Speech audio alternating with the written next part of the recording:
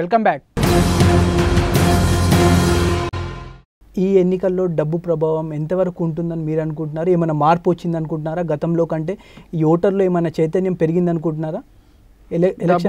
డబ్బు ప్రభావం చాలా ఉందండి. దురదృష్టం ఏంటంటే ఈ పార్టీలోకి ఆ పార్టీలోకి వెళ్ళే వాళ్ళందరూ కూడా డబ్బున్నాడే రాజకీయాల్లోకి వస్తున్నారు. ఎన్ఆర్ఐలు వస్తున్నారు, వ్యాపారవేత్తలు వస్తున్నారు, సారా కాంట్రాక్టర్లు వస్తున్నారు, అవినీతితో సంపాదించిన వాళ్ళు వస్తున్నారు. అన్ని పార్టీలో కూడా వాళ్ళు జొరబడిపోవాలని చూస్తున్నారు. కష్టపడి పనిచేసే వాళ్ళు వెనకపోయే పరిస్థితి వస్తూ ఉంది. ఇది దురదృష్టకరమైనటువంటి పరిస్థితి రావడం. ఇంతమంది డబ్బు నాళ్ళని పిలుస్తున్నారు అంటే డబ్బు ఖర్చు పెట్టడానికి, అంటే డబ్బు ఎక్కువగా ప్రభావం ఉంటుందండి. ఎలక్షన్ కమిషన్ గోడల మీద రాతలు ఆపొచ్చు, పోస్టర్లు ఆపొచ్చు, బ్యానర్లు కట్టకుండా ఆపొచ్చు, లేకపోతే ఇంకేదైనా బయట పబ్లిసిటీ ఆపొచ్చు, కానీ చాటుగా చేతులు మారే డబ్బుల గురించి వాళ్ళు ఏం చేయలేకపోతున్నారు. అది ఎందుకు చేయలేకపోతున్నారో నాకు ఇంతవరకు అర్థం కాలేదు. మనం ఏం చేయలేమండి. ఎంతమంది అన్నా హజారేలు ఎన్ని ఊళ్ళల్లో ఉంటారు. అయితే మీరు చెప్పండి, ఫైనల్గా ఈ ఎన్నికల్లో టీడీపీ అధికారంలో వస్తుందని మీరు ఖచ్చితంగా చెప్తున్నారు. ఎన్ని సీట్లు వచ్చే అవకాశం ఉంది తెలంగాణలో? ఎన్ని సీట్లు వచ్చే అవకాశం ఉంది సీమాంధ్రలో? మీ ఎక్స్పెక్టేషన్ ఏంటి? అధికారంలోకి రావడానికి అవకాశం ఉన్న సీట్లు వస్తాయని నేను భావిస్తున్నానండి. చంద్రబాబు గారు ముఖ్యమంత్రి అవుతారని భావిస్తున్నాను. అక్కడ ఇక్కడ కూడా మా ముఖ్యమంత్రులు ఉంటారని కూడా నేను భావిస్తూ ఉన్నాను. ప్రజలు చైతన్యవంతులైతే కనుక అసలు ఎవరు స్వార్థం, ఎవరిది ఇది, ఎవరు ఇట్లా చేస్తున్నారనేది ఆలోచించినప్పుడు, సమర్థవంతమైనటువంటి నాయకత్వం ఎవరికి కావాలనుకున్నప్పుడు ఖచ్చితంగా చంద్రబాబు గారి గురించి ఆలోచిస్తానని ప్రగాఢంగా విశ్వసిస్తున్నాను. ఇంకో విషయాన్ని తీసుకుంటే, మీ పర్సనల్ విషయానికి వస్తే, కేంద్రంలో సుష్మా స్వరాజ్ ఏ విధంగా ఉంటుందో, ఒక ట్రెండ్ను ఫాలో అవుతుందో, అదేవిధంగా రాష్ట్రానికి సంబంధించిన నన్నపనేని రాజకుమారి గారు కూడా అదే విధమైనటువంటి కట్టుబొట్లతో ఈ రాష్ట్రంలో ఒక హుందాగా కనిపిస్తారు అనేది, దానికి కారణం ఏంటంటే చిన్నప్పటి నుంచి పెరిగిన సుష్మా స్వరాజ్ గారు రాజకీయాల్లో నాకన్నా జూనియర్ అండి. నేను వచ్చి 43 సంవత్సరాలు. నేను 43 సంవత్సరాల నుంచి ఇట్లా ఉంటున్నాను. ఆమె ఒక 15-20 సంవత్సరాల నుంచి ఆమె కనిపిస్తూ ఉన్నారు.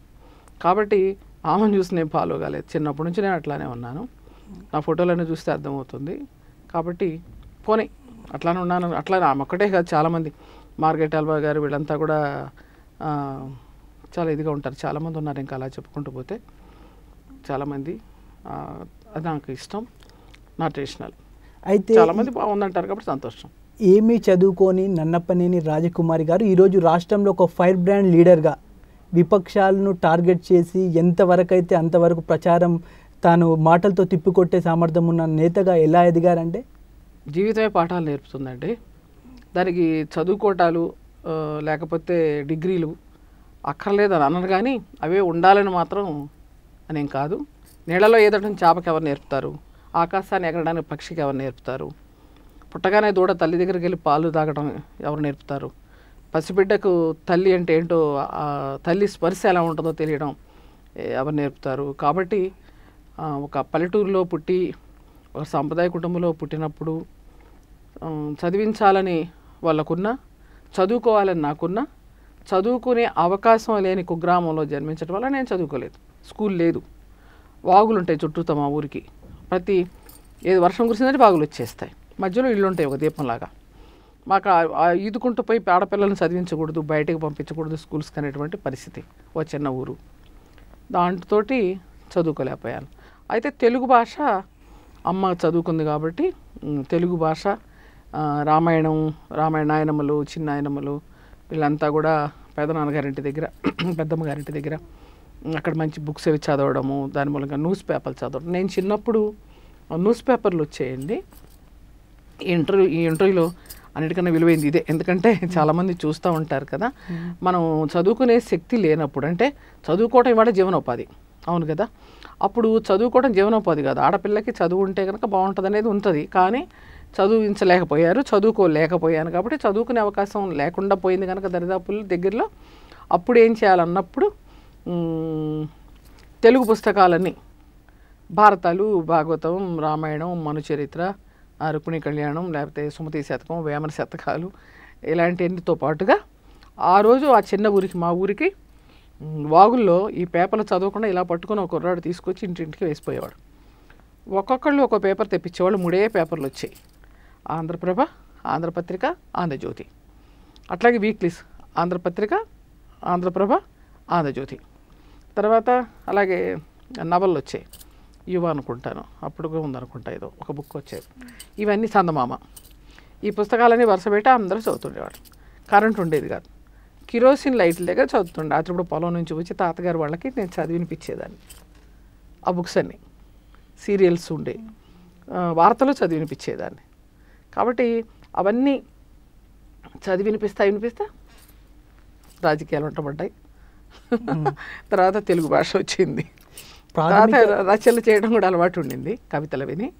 ఇట్లా ప్రాథమిక విద్యను కూడా మీరు అభ్యసించలేదు? లేదు, ఒకటో క్లాస్ కూడా లేదు. నా అప్లికేషన్లో ఎమ్మెల్యేగా పోటీ చేసినప్పుడు మెట్రికులేషన్ రాయమంటారు ఒకళ్ళు, 10th క్లాస్ అని రాయమంటారు ఒకళ్ళు, ఇంటర్మీడియట్ నేను రాయనన్నాను, రాయలేదు, కాలం పూర్తి చేయలేదు. మీ కుటుంబంలో 2 అన్నయ్యలు ఉండేవారు, అన్న తమ్ముడు చెల్లి, ఆ 2 అభ్యసించారు. కానీ ఆ రోజు నన్నపనేని గారే ఎందుకు మీ కుటుంబంలో విద్య పిల్లలంటే ఆ మేనమామలు ఇంటి దగ్గరికి పెద్దమ్మ గారింటికి వెళ్ళి చదువుకున్నారు వాళ్ళు.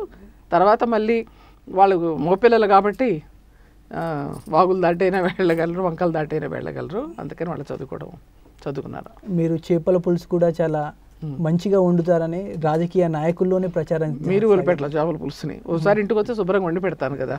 తర్వాత చేపల పులుసు అనేటువంటిది ఎందుకు వచ్చిందంటే, ఒరిస్సా వెళ్ళినప్పుడు చెన్నారెడ్డి గారు భోజనం చేయాలి, వారి భోజనం ఏర్పాటు చేయలేదు ఆ రాష్ట్ర ముఖ్యమంత్రి గారు ఎన్నికల్లో. మేమంతా ఎన్నికల ప్రచారానికి వెళ్ళాం. అప్పుడు తెలిసిన వాళ్ళ ఇంటి దగ్గర వంట చేసి పట్టుకొచ్చి ఆయనకు పెట్టాం. దాంతో ఆయన ప్రెస్లో పిలిచి చెప్పారు, రాజ్కుమార్ బాగా చేసింది, దాంతో ఆ పేరు వచ్చింది. అంటే అన్ని చోట్ల చేస్తాను, పత్రికలు వచ్చాయినా వంట చేపల పులుసే కాదు, మటను, చికెను, పచ్చళ్ళు, వెజిటేరియన్ అన్నీ చేస్తాం. ఎంతమంది మీ చేపల పులుసుకు మంత్రముగ్ధులు అయ్యారంటే? ఏముండదు, మా ఇంటికి వచ్చిన వాళ్ళు ఎవరు తిన్నా కూడా అందరూ బాగుందంటారు. ఒక క్యారియర్ పంపిస్తానండి, శుభ్రంగా మీరు మీ స్టూడియోలో ఉన్నదంతా కూడా తినవచ్చు. ఖచ్చితంగా అండి, ఖచ్చితంగా. థ్యాంక్ యూ అండి, మీ విలువైన సమయాన్ని మా ఏటీవీతో వెచ్చించినందుకు. నమస్కారం అండి. Thank you.